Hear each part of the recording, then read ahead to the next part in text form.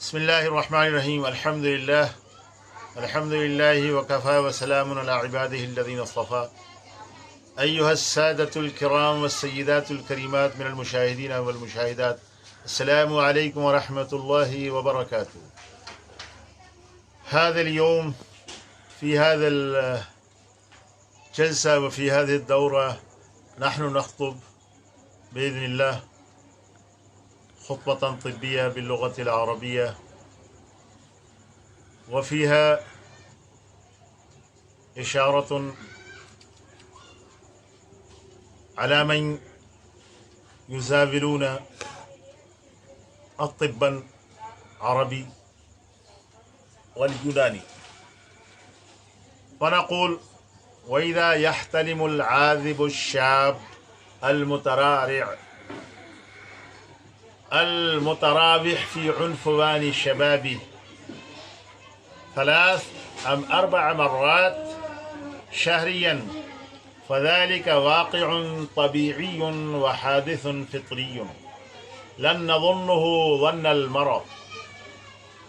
ستندفع بعد الزواج هذه الإصابة بنفسها، ولكنه لو يتعدى احتلامه أسبوعيا إلى 2 أم 3 مرات فبادروا إلى علاجه مع المواظبات والمحظورات التي تعلموها إياه خلال العلاج. وإليكم هذه: أولا، المنام دائما على الجنب، إما على الأيمن وإما على الأيسر، فالاستلقاء غير مسموح.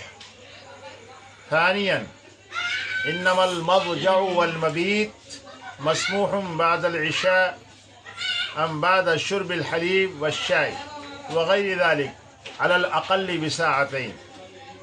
ثالثا، لا بد من الترشح والبول قبل النوم. رابعا، إياه والهواجس الفحشة وقراءة القصص الخيالية الماجنة وحكاية العشاق ومشاهدة الأفلام. خامسا، والاغتسال يوميا بالماء البارد صباح الصيف ومساءه. سادسا، والجلوس في المركن والسطل المملوء ماء باردا إذا أمكنه. سادسا، المواظبة على تناول الأغذية الساذجة والسريعة الانهضام. السلام عليكم.